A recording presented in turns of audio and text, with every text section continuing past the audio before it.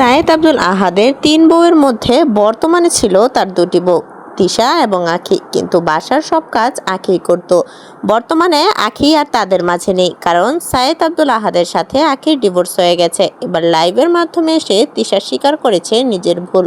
তিশা স্বীকার করেছে যে আঁখি বাসা থেকে চলে যাওয়ায় আমার অনেক বড় ক্ষতি হয়ে গেছে। এই প্রেগনেন্সি অবস্থাতেও আমাকে বাসার সব কাজ করতে হচ্ছে, প্লাস বিভিন্নভাবে দায়িত্বও নিতে হচ্ছে।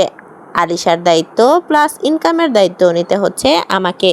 বর্তমানে আঁখি চলে গেছে তার বাবার বাসায়, কিন্তু আঁখি চলে গেলেও বর্তমানে আঁখির ছেলে আয়াসকে নিয়ে অনেক বেশি ভালো আছে আঁখি।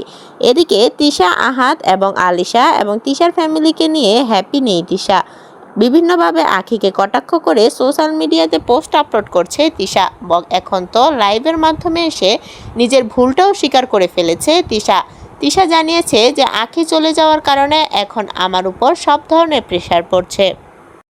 আমি আঁখিকে রাখতে চেয়েছিলাম, কিন্তু আঁখি নিজের ইচ্ছাতে চলে গেছে। তবে বর্তমানে তিশা এবং আঁখি দুজনের মধ্যেই কোনো ধরনের কোনো যোগাযোগ নেই, কিন্তু চলছে তাদের মধ্যে কন্ট্রোভার্সি। ফেসবুকে এক এক ধরনের পোস্টের মাধ্যমে যেন দুইজন দুইজনের থেকে এগিয়ে। আজ সে তাকে নিয়ে পোস্ট করছে, তো কাল সে তাকে নিয়ে পোস্ট করছে।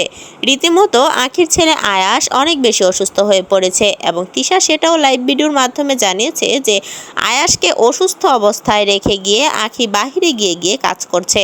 আয়াসকে যদি পালতে অসুবিধা হয় তাহলে যেন আয়াসকে তাদের কাছে রেখে যায় এবং তাদেরকে যেন ফেরত দিয়ে দেয়। এদিকে আবার আয়াসের দাদা মানে আহাদের বাবা পোস্ট করেছে যে তার যেসব নাতি নাতনিরা মায়েদের কাছে আছে, যেমন আহাদের প্রথম বউ দীপার মেয়ে, তারপর হচ্ছে আখির ছেলে, এই হিসেবে বলেছে আহাদের বাবা যে তার যে সকল নাতি নাতনিরা মায়েদের কাছে আছে, তারা যদি তাদের নাতি নাতনিকে পালতে অসুবিধা বোধ করে তাহলে যেন তাদেরকে দিয়ে দেয়।